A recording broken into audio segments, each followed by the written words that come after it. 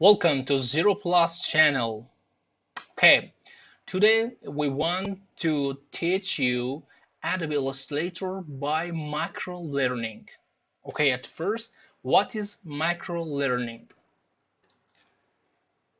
It's easy to assume that microlearning simply refers to bite-sized training assets. But microlearning means more than just small. Microlearning is not only compact, it's also focused, offering just the right amount of information necessary to help learning achieve a specific, actionable objective. This makes microlearning in business context especially valuable. Okay, now we want in Zero Plus channel teach Adobe Illustrator by microlearning and a small video tutorial for learning Adobe Illustrator CC 2018. Okay, let's start. Okay, at first, what is Adobe Illustrator? Adobe Illustrator, Adobe Illustrator is a program used by both artists and graphic designers to create vector image. This image will then be used for company logos, promotional use, or even personal work, both in print and digital form. So, what is Adobe Illustrator used for?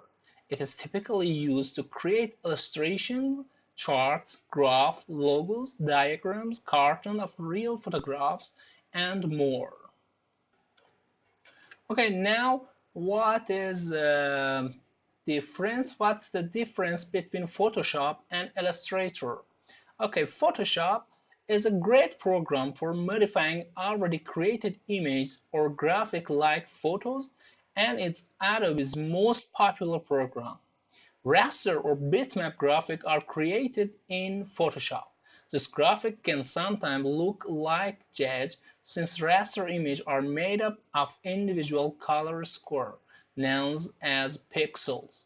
Everything in Photoshop is just a series of pixels, so if you are scaling something up or down, it can lose its quality very quickly. Photoshop is a popular choice for web graphic, photo editing, and design since those projects will stay at a fixed size. Editing photo is awesome in Photoshop because it includes a lot of unique filters, special effects, and tools. But Adobe Illustrator is an advanced vector-based software. Okay, what is vector and pixel? Okay, as you see in the picture, the left image is drawn by pixel. Okay, when scale it, you can see pixel in image, and right image drawing with vectors. As scale it, it has a good quality. Okay, so unlike Photoshop's pixel-based format, it uses mathematical construct to create vector graphic. In Illustrator, a line is composed of two dots connected by a computer algorithm, instead of just a line of pixel. Because of this, Illustrator is used often to create logo or anything that may need to be printed or displayed at different sizes.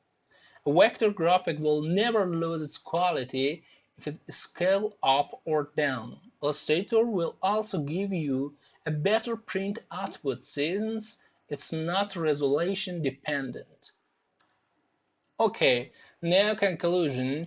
You will come to find that some people just prefer to use one software over another, but sometimes it's best to use Photoshop and Illustrator together.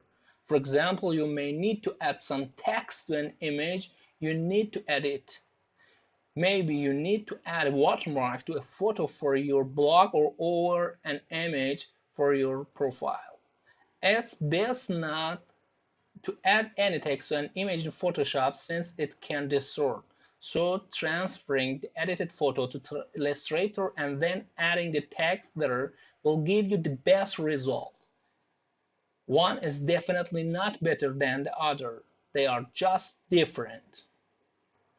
Understanding the basic differences between Photoshop and Illustrator will help you to make the decision about which software is best for your next project.